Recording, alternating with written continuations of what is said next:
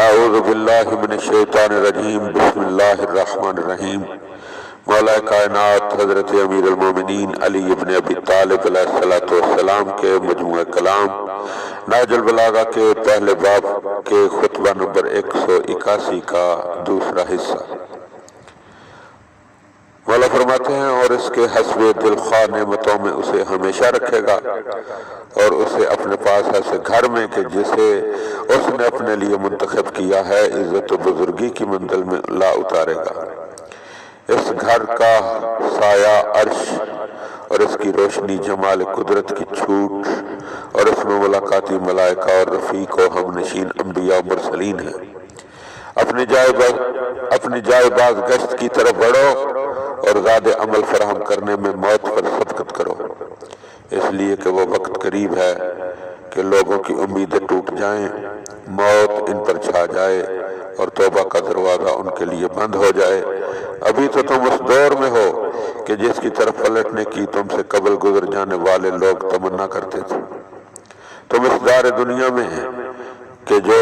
تمہارے رہنے کا گھر نہیں ہے، مسافر راہ نورد ہو۔ اس سے تمہیں کوچ کرنے کی خبر دی جا چکی ہے اور اس میں رہتے ہوئے تمہیں ذات کے مہیا کرنے کا حکم دیا گیا ہے۔ یاد رکھو کہ اس نرم و نازک کھال میں آتش جہنم کے برداشت کرنے کی طاقت نہیں، تو پھر اپنی جانوں پر رحم کھاؤ، کیونکہ تم نے ان کو دنیا کی مصیبتوں میں آزما کر دیکھ لیا ہے۔ کیا تم نے اپنے میں سے کسی ایک کو دیکھا ہے کہ وہ جسم میں کانٹا لگنے سے یا ایسی ٹھوکر کھانے سے جو اسے لہو لہان کر دے یا ایسی گرم ریت کی تپش کے جو اسے جلا دے کس طرح بے چین ہو کر چیختا ہے؟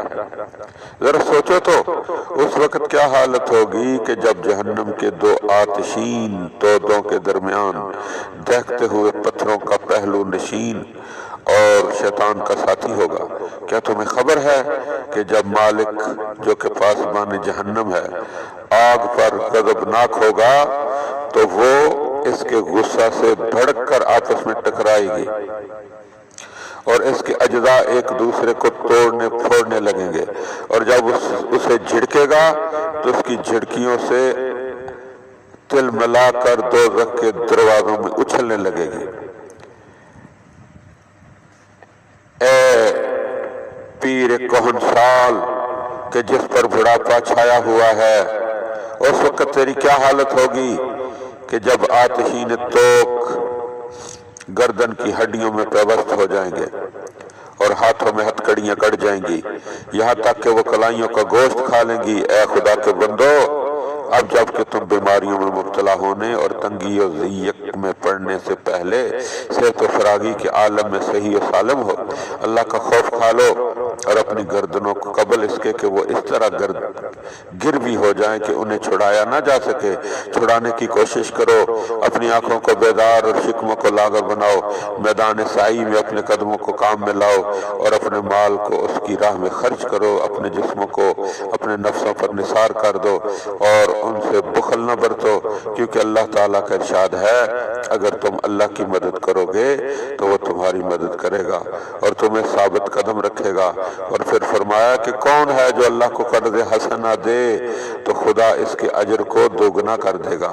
اور اس کے لیے عمدہ جزا ہے۔ خدا نے تمہیں کسی کمزوری کی بنا پر تم سے مدد نہیں مانگی اور نہ بے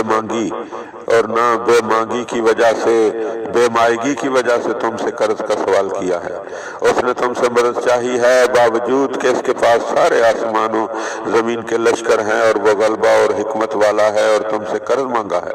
حالانکہ آسمان و زمین کے خزانے اس کے قبضے میں ہیں اور وہ بے نیاز اور لائق حمد و ثنا ہے۔ اس نے تو یہ چاہا ہے کہ تمہیں آزمائے کہ تم میں اعمال کے لحاظ سے کون بہتر ہے۔ تم اپنے اعمال کو لے کر بڑھو تاکہ اللہ کے ہمسایوں کے ساتھ اس کے گھر جنت میں رہو،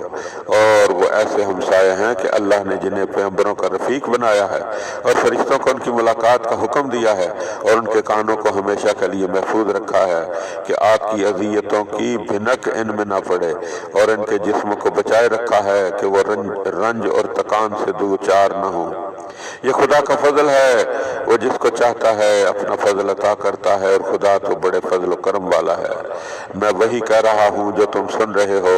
میرے اور تمہارے نفسوں کے لیے اللہ ہی مددگار ہے، اور وہی میرے لیے کافی اور اچھا کارساز ہے۔